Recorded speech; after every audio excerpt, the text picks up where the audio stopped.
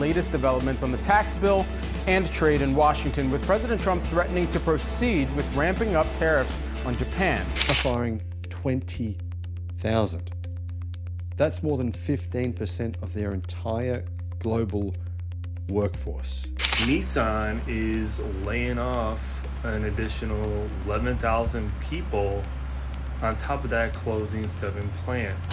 In 2025, hundreds of thousands of American auto workers lost their jobs, not because automation replaced them, not because factories moved overseas, but because of a 25% tariff imposed by the Trump administration on cars and components imported from Japan.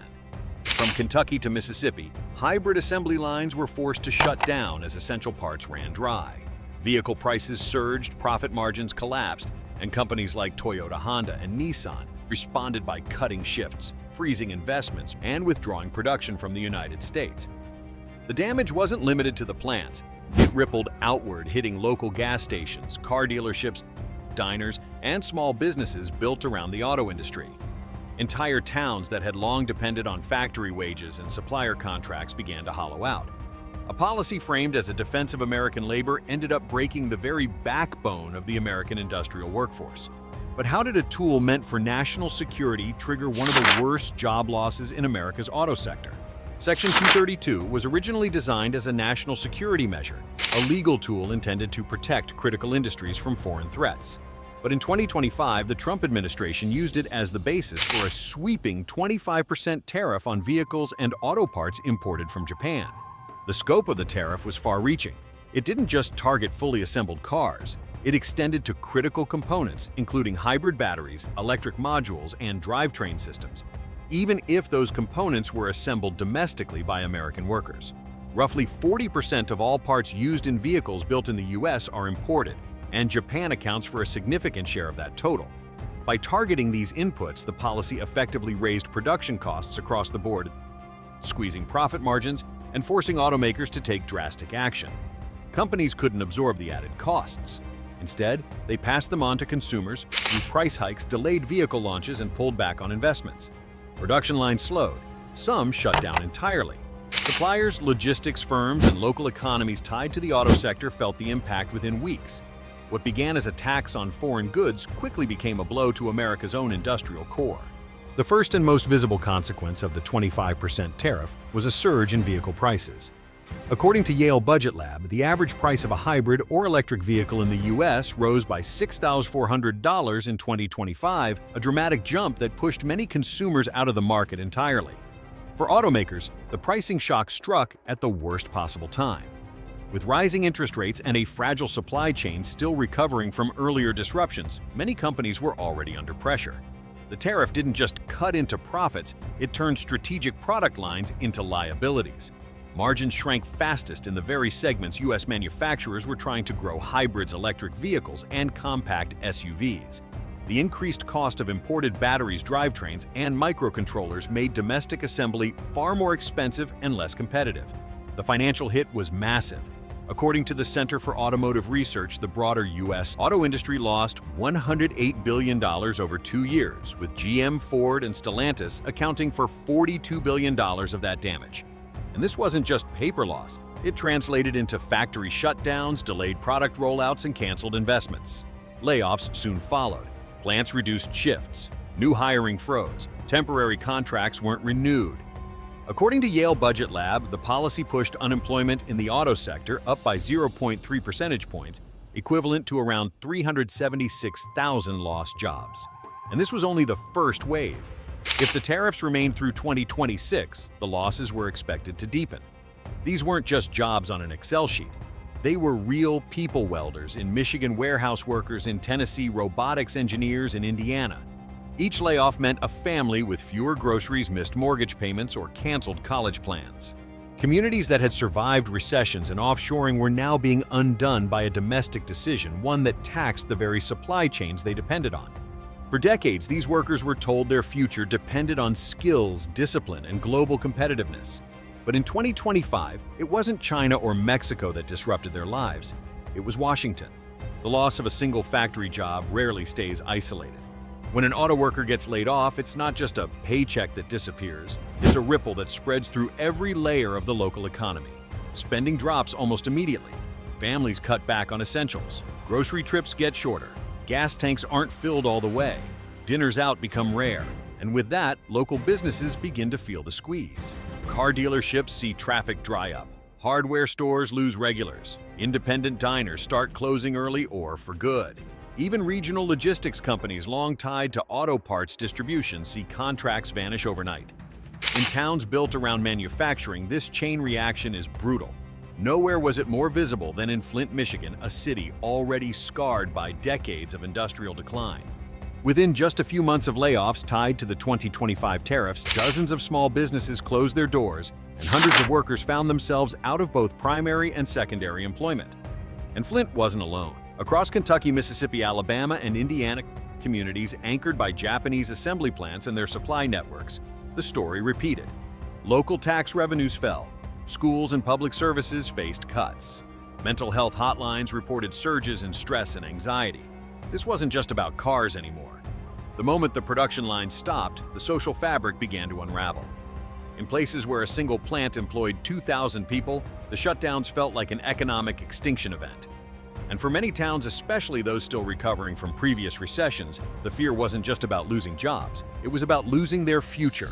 For over 4 decades, Japanese automakers have been more than just foreign brands selling to American consumers. They've become deeply rooted players in the U.S. economy. By June 2025, the total investment from Japanese auto companies in the United States reached $66.4 billion, marking a sustained commitment that began in 1982. What started as a handful of factories has grown into a nationwide industrial footprint, and the scale is staggering. Today, 24 manufacturing plants, 43 R&D and design centers, and 70 distribution facilities operate across 27 states. This expansive network isn't just producing cars, it's generating innovation, creating high-value jobs, and anchoring regional economies. More than 110,000 Americans are directly employed by these operations, working in factories, laboratories, and logistics hubs. But the impact stretches far beyond. According to Rutgers University 2022, this ecosystem supports 29 million jobs across the country directly and indirectly, including parts suppliers, service providers, software developers, construction crews, and more. The long-term commitment also extends to innovation. Japanese firms have invested $4.6 billion in R&D on U.S. soil, advancing electric mobility, autonomous technologies, and lean manufacturing systems. These breakthroughs aren't imported. They're developed in America by American engineers in close collaboration with local talent. But what truly sets this ecosystem apart is its integration. These companies don't just operate in America, they invest in American workers, train them in world-class systems like Kaizen and lean production, and build lasting partnerships with local communities. This is why the 2025 tariffs weren't just disruptive, they were destabilizing. They didn't hit a distant foreign competitor. They struck directly at an industrial network that had become an integral part of America's economic backbone. At first glance, the numbers might seem promising. According to Yale Budget Lab, if the 25% tariffs remain in place, the U.S. government could collect an additional $600 to $650 billion in import tax revenue over the 2026-2035 period. But a closer look reveals the catch. These aren't taxes paid by foreign governments or distant corporations. The bulk of that revenue would come from American consumers, domestic businesses, and supply chains already operating under strain. Every dollar collected through these tariffs reflects higher prices at the dealership, thinner margins for suppliers, and stalled capital investments. Worse, the economic drag isn't confined to the auto industry. As production slows and consumer spending tightens, the broader economy starts to absorb the shock. U.S. GDP is projected to decline by 0.5 to 0.7 percentage points annually, translating into a loss of $100 to $110 billion per year in national output. That means fewer jobs, reduce tax revenues at the state and local levels, and downward pressure on wages across manufacturing hubs. So while the federal government may appear to benefit on paper, the real cost is passed downstream, eroding household purchasing power, choking local economies, and weakening America's overall industrial resilience. And unlike budget surpluses or trade wins, these costs are invisible to most voters but painfully real to the communities living through them. The economic consequences of the tariffs are severe. but the geopolitical risks could prove even more destabilizing. As of 2025, it holds over $1 trillion in U.S. Treasury securities, making it one of America's largest foreign creditors according to data from the U.S. Department of the Treasury. This financial link has long been seen as a symbol of trust between the two allies, but in a tense trade environment, it can quickly become a pressure point.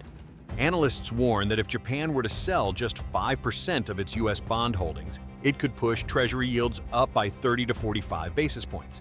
That seemingly small move would have outsized ripple effects. Mortgage rates would climb, consumer loans would become more expensive, corporate borrowing costs would rise, putting a brake on business investment just as the manufacturing sector is already under stress.